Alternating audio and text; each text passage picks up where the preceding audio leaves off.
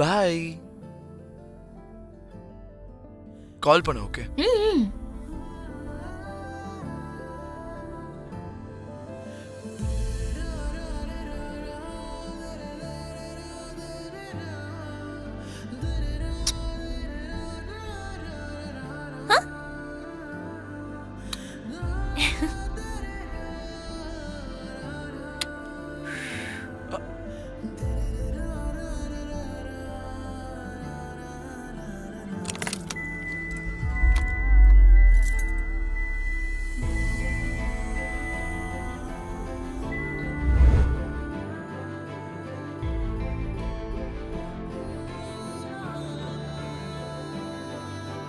ஏய் ஏய் தைத்தக்கா தைத்தக்கா ஏய் வெக்கப்பட்டதெல்லாம் போதும், கனவுல வாழாத சொல்லு. மத்தியானம் நீங்க எனக்கு ஃபோன் பண்ணி சாப்பிட்டியான்னு கேட்கணும்.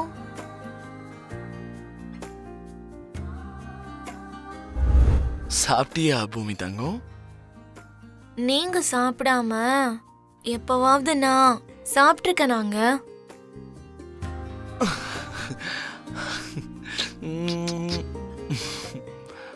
ஹேய், நான் சாப்பிட்டதுக்கு அப்புறமா தான் உனக்கு நான் போனே பண்றேன்.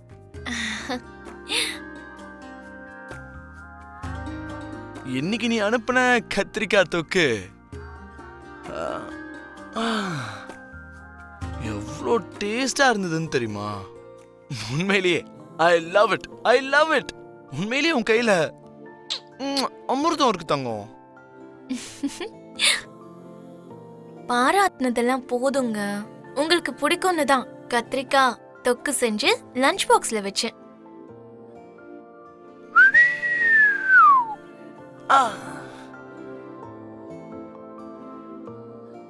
ஆமா, ராத்திரி என்ன சமைக்கிற? ஐ மீன் என்ன டிஷ் பண்ண போறேன்னு கேட்டேன். நீங்களே சொல்லுங்களேன். நானே சொல்லவா? அப்படின்னா சப்பாத்தி முருங்கைக்காய் ஃப்ரை.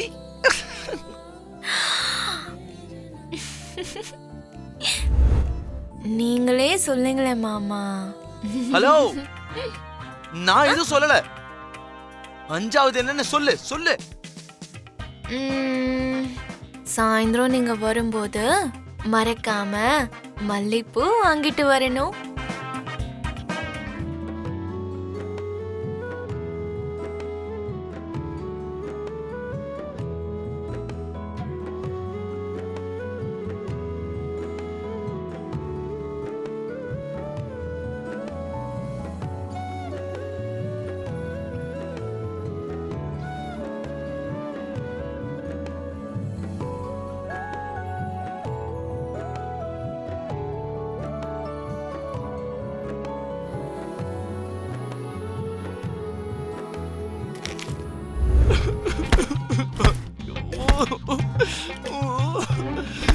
ஐயோ,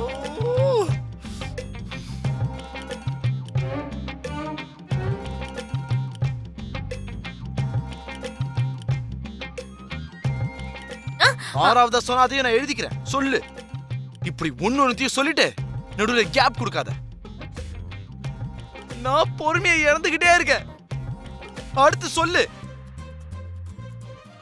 நம்ம 2 பேரும் ராத்திரி நேரத்துல ஒருத்தருக்கு ஒருத்தர் சாப்பாடு ஊட்டி விட்டுக்கணும். ஏய் கொஞ்சம் இங்க பாரு. நீ இப்படி ஒவ்வொன்னுத்தையும் சொல்லிட்டு இப்படி கற்பனை உலகத்திலேயே வாழ்ந்துட்டு இருந்தா அந்த 12 பாயிண்ட் எழுதுறதுக்கு எனக்கு 14 நாள் ஆயிடும். 14 நாள். நீ டக்கு டக்குன்னு சொல்லு, நான் பட்டு எழுதுறேன். நெக்ஸ்ட். தூங்கறதுக்கு முன்னாடி குட் நைட் சொல்லணும். Okay, next. உங்க நெஞ்சு மேல நான் தலை வச்சு படுக்கணும். ஏய், too much. This is too much. Good night நெஞ்சு மேல தலை. சரி எழுதிட்டேன். நெக்ஸ்ட் சொல்லு. ரெண்டும் ஒண்ணுதான். எழுதிட்டேன் பாரு. நெக்ஸ்ட் சொல்லு. நான் தலைக்கு தண்ணி ஊத்திக்கலன்னா நீங்க என்ன பத்திரமா பாத்துக்கணும். தலைக்கு தண்ணி ஊத்தலனாவா? நெக்ஸ்ட்.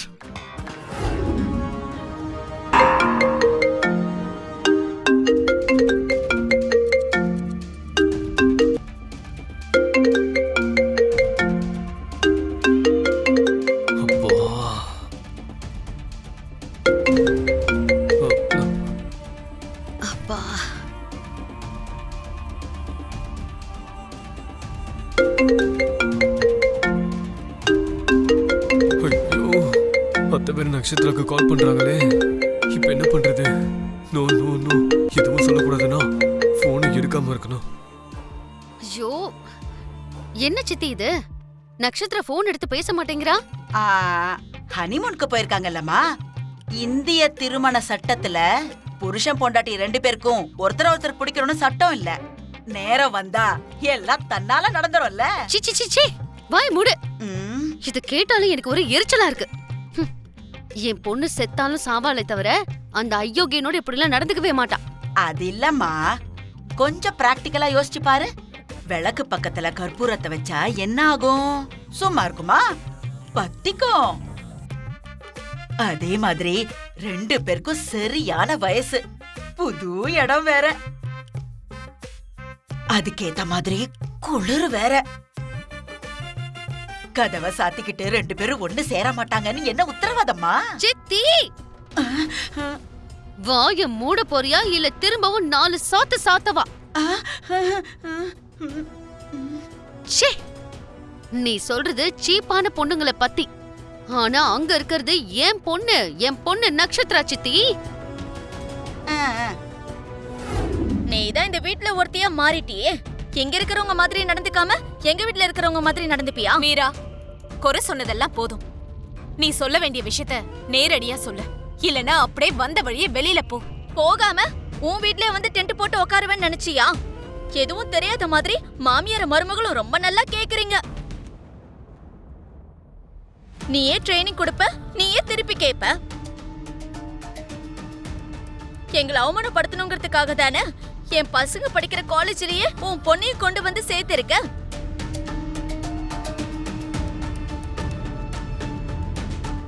நீ என்னடானா கோவில்ல எல்லாரும் முன்னாடியும் என்ன அடிக்கிற? உன் பொண்ணு எல்லாரும் முன்னாடியும் என் பொண்ணு அடிச்சிருக்காளாம்.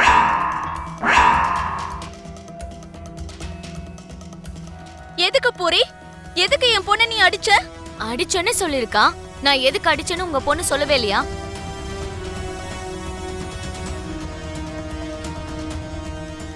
என்ன பிந்து சொல்லலையா? ஏய், அவளை எதுக்கடி கேக்குற? நான் தான் உன்னை கேக்குறேன்ல. சொல்லு, எதுக்கு அடிச்ச? நான் எத்தனை பேர் முன்னாடி அடிச்சனோ அவங்க எல்லார் முன்னாடியும் உங்க பொண்ணு ஓடி வந்து எங்க சிவாவை கட்டி பிடிச்சிட்டு நின்னா.